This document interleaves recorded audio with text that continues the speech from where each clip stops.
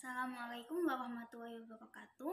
Perkenalkan, nama saya Harisma Nurdiana dengan NIM 2252311016 dari kelas PPS 2A. Video ini dibuat untuk memenuhi tugas mata kuliah Islam Budaya Jawa mengenai Perjanjian Giyanti dan terbelahnya Pulau Jawa. Perjanjian Giyanti merupakan suatu peristiwa besar di masa silam. Perjanjian ini lahir sebagai sebuah kesepakatan segitiga politik antara Pakubuwana III, Pangeran Mangkubumi, dan Perserikatan Perusahaan Hindia Belanda atau VOC pada 13 Februari 1755. Nama Giyanti diambil dari lokasi penandatanganan perjanjian, yakni di Desa Janti. Dalam pelafalan Belanda disebut Giyanti. Tempat tersebut sekarang dikenal dengan Kerten, Janti Harjo, Karanganyar, Jawa Tengah. Awal mula kisah perpecahan kerajaan di Jawa ini bermula dari pertikaian antar keluarga yang disebabkan politik adu domba VOC. Konflik saudara tersebut melibatkan susuhunan Pakubuwana II, Pangeran Mangkubumi, dan Raden Mas Said alias Pangeran Sambernyawa. Berdasarkan silsilahnya, Pakubuwana II atau raja pendiri dari Kasunanan Surakarta dan Pangeran Mangkubumi adalah kakak beradik yang merupakan sama-sama putra dari Amangkurat IV. Sedangkan Raden Mas Said merupakan salah satu cucu Amangkurat IV, atau lebih tepatnya ia keponakan dari Pakubuwana II dan Pangeran Amangkubumi. Raden Mas Said sendiri meminta haknya sebagai pewaris tahta Mataram yang diduduki oleh pamannya, yakni Pakubuwana II. Alasan utamanya ialah bahwa ayah Raden Mas Said, Pangeran Arya Mangkunegara, merupakan putra sulung dari Amangkurat IV.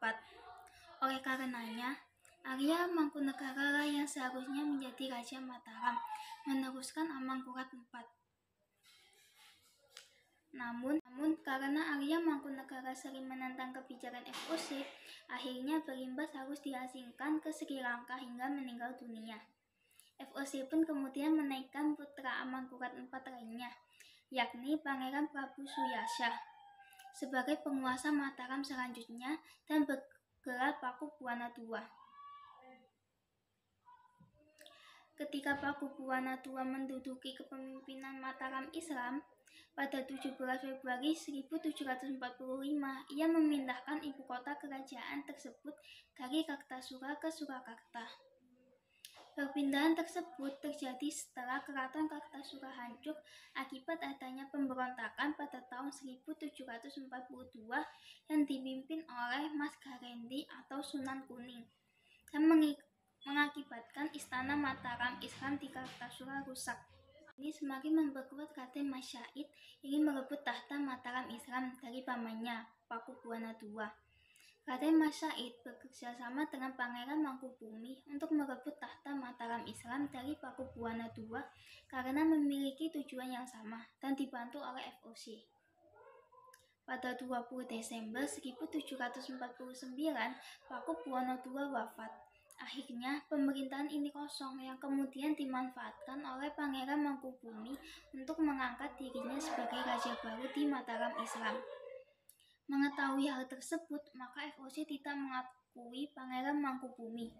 Dikarenakan sebelumnya Pakubuwana II wafat, ia memberikan wewenang pengangkatan raja baru kepada VOC. Situasi memanas ketika VOC mengangkat putra Pakubuwana II, yaitu Raden Mas Surjadi, menjadi Raja Mataram Islam dengan gelar Pakubuwana III.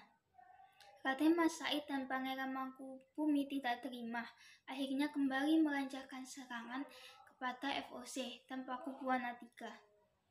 VOC kemudian menyusun rencana adu domba antara Raden Mas Said dan Pangeran Mangkubumi untuk mengatasi serangan dari mereka,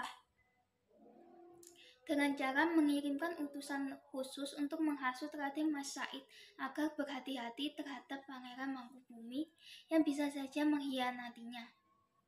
Akhirnya domba tersebut membuahkan hasil. Pada 1752 terjadi perselisihan antara Pangeran Mangkubumi dan Raden Mas Said. Hal ini kemudian dimanfaatkan oleh VOC untuk berunding dengan Mangkubumi. FOC membujuk Mangkubumi dengan menjanjikan setengah wilayah kekuasaan Mataram yang dipegang Pakubuwana III. Pada 22–23 September 1754, FOC mengadakan perundingan dengan mengundang Pakubuwana III dan Pangeran Mangkubumi untuk membahas pembagian wilayah kekuasaan Mataram, gelar yang akan digunakan, dan kerjasama FOC dengan Kesultanan.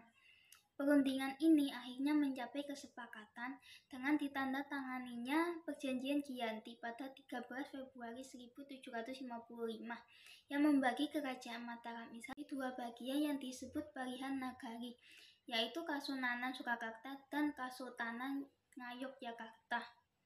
Hal ini menjadi awal mula naik tahtanya Pangeran Mangkubumi yang kemudian mendeklarasikan sebagai raja dengan gelar Sri Sultan Hamengkubuwana I.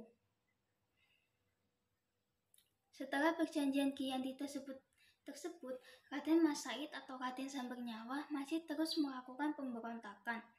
Seperti halnya Mangkubumi, Pangeran Sambernyawa yang juga terata Pakubuwana menuntut hak atas penguasaan wilayah. Pada Oktober 1755, Pangeran Sambernyawa berhasil mengalahkan satu kelompok FOC. Kemudian, pada Februari 1756, dia hampir berhasil membakar keraton di Jogja yang baru saja didirikan. Setelah perang bertahun-tahun, FOC akhirnya menyudahinya dengan penandatanganan Perjanjian Salatiga pada 1757. Pada perjanjian ini, Pangeran Sambernyawa mendapat wilayah Kasunanan Surakarta dengan wilayah yang dikenal Kadipaten Mangkunegaran. Maaf apabila ada salah pengucapan. Sekian dari saya. Wassalamualaikum warahmatullahi wabarakatuh.